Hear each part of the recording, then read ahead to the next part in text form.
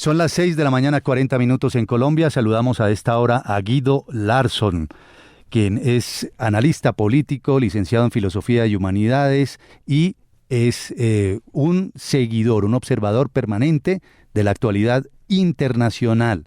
Ha estado muy vinculado a toda la actividad académica en Chile, en la Pontificia Universidad Católica de Chile, en fin, en la Universidad Gabriela Mistral.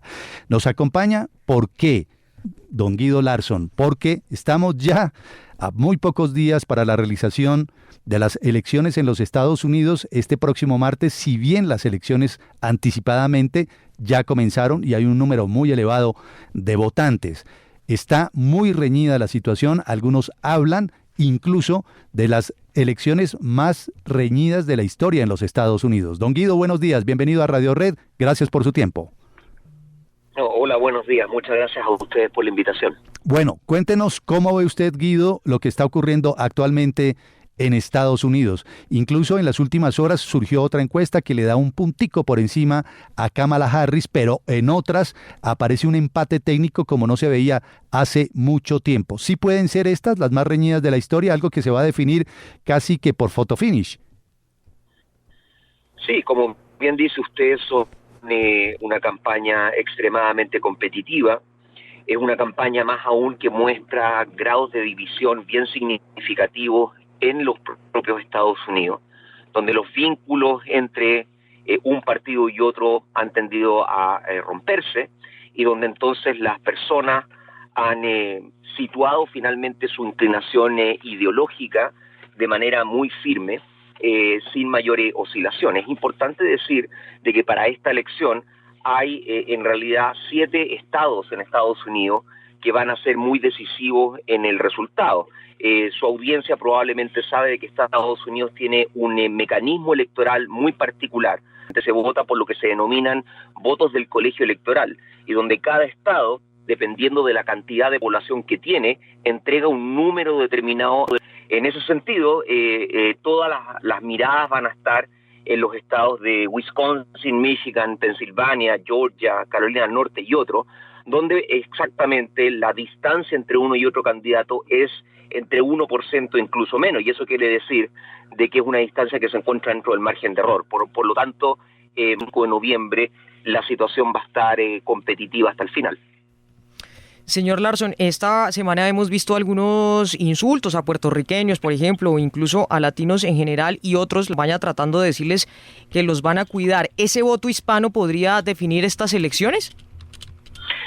Es posible. Lo que pasó hace un par de días atrás en Madison Square Garden insulta de forma tácita al menos a los puertorriqueños, puede marcar una diferencia, porque como ya dijimos, la distancia es tan corta que realmente cualquier error en la campaña, si eso tiene un impacto electoral, aunque sea de 0,1 o 0,2%, puede traer un resultado. Si uno va, por ejemplo, a Pensilvania, donde hay una población latina significativa, de los cientos de miles de personas, uno podría imaginar de que lo dicho pueda resultar en un cambio en la intención de voto, pero también hay que tener en consideración que casi el 95% de las personas que van a ir a votar ya tiene decidido su voto, y por ende las campañas lo que están haciendo es apelar a ese 5% de indeciso, que son indecisos que no siguen realmente la campaña con la atención que lo puede seguir un periodista, por ejemplo, o un analista político, y que por ende, casi por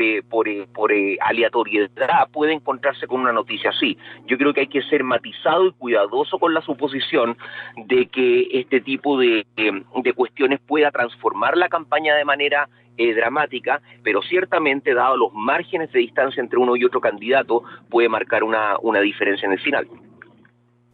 ¿Qué tanto esos análisis, esos estudios que hacen estos equipos de campaña sobre el electorado puede ayudarles a efectivamente saber que esos indecisos sí van a votar por su candidato? Porque es que en público muchos dicen en reunión, yo voy a votar por fulano, pero dentro, por supuesto, tienen otra opción, que es la que realmente se refleja en las urnas.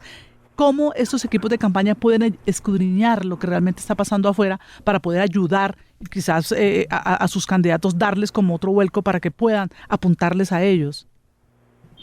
Bueno, usualmente lo que se hace es realizar estudios longitudinales. Eso quiere decir que esos son estudios que recogen a la misma cantidad de personas y a las mismas personas en un periodo de tiempo, haciéndole exactamente las mismas preguntas y viendo entonces si las respuestas cambian con el tiempo.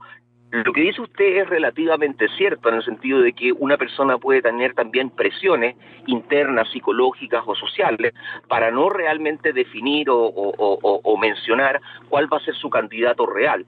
Pero yo creo que si uno va a la historia en los Estados Unidos, el grado de concordancia entre lo que las personas dicen y lo que efectivamente hacen es suficientemente significativo como para concordar con la idea de que están diciendo la verdad. Ahora, dicho eso, es importante mencionar de que si uno toma todas las encuestas de opinión, desde finales de los 60 hasta ahora, de promedio, las encuestas tienen una tasa de error de aproximadamente el 4%, y ese 4% puede ir a cualquiera de los dos candidatos. Entonces, uno debiera, para esta elección, observar alguna variación en lo que está mostrando la encuesta, y por eso yo he insistido desde que se inició esta conversación de que hay que tener cautela con anticipar resultados. Si bien es cierto, las encuestas están mostrando una leve ventaja a favor de Trump en los estados clave, no a nivel nacional, pero sí en los estados clave, igualmente eso puede terminar siendo desfavorable desde el punto de vista del resultado final. En ese sentido, a propósito de las encuestas, ¿qué tanto han variado las tecnologías precisamente en la aplicación de las encuestas para uno tener como cierta certeza? Porque, perdón la redundancia, porque hace 8 años se hablaba de que las encuestas habían de alguna manera descartado a Trump, ¿cierto? Lo habían descartado totalmente, daban a Hillary como por barrida, pues. ¿Qué tanto han progresado las encuestas en este tiempo como para vaticinar un resultado más ajustado a la realidad en las urnas? Mire, yo creo que hay dos cosas que hay que considerar respecto del caso específico de Hillary Clinton versus Donald Trump, donde no hay que olvidar de que hubo un hito muy particular en el final de la campaña, que fue la alocución que realiza en su momento James Comey, donde constata de que Hillary Clinton no habría utilizado de manera adecuada sus propios correos, y para muchos analistas eso realmente fue un hito que modificó en el último tramo de la campaña la intención de voto. Entonces las encuestas estaban dando por el resultado electoral la candidata Clinton, pero 2 semanas previo a la elección la aguja electoral se mueve. Entonces ahí creo yo que hay un elemento a considerar. Lo otro es que es importante entender que las encuestas son instrumentos probabilísticos. Si una encuesta, por poner un caso, le entrega 60% de probabilidad a un candidato de resultar electo y al otro candidato le entrega 40 y resulta que sale aquel que tiene 40% de resultado, eso no significa que la encuesta haya estado equivocada. Ya la encuesta le estaba entregando 40% y 40% es una probabilidad. Entonces también creo yo que hay una manera de entender las encuestas como instrumento probabilístico, no como certezas absolutas. Y sin embargo, todas las encuestas han tratado de regular la manera de captación de datos, evitando, por ejemplo, captura de datos a través de instrumentos online o de Internet, que son más susceptibles finalmente de ser o manipulados o de tener algunos errores de carácter estadístico, y entrevistando más bien cara a cara con el cuerpo de la encuesta en terreno, y de esa manera obviamente regulando el resultado, siendo más certero de lo posible. Claro.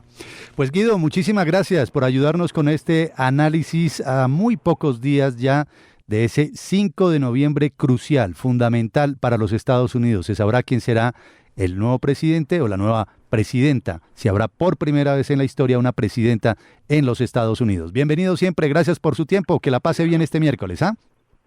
Igualmente, que tengan una muy buena jornada. Lo mismo para usted, Guido Larson, a propósito de las elecciones en Estados Unidos, 6:49.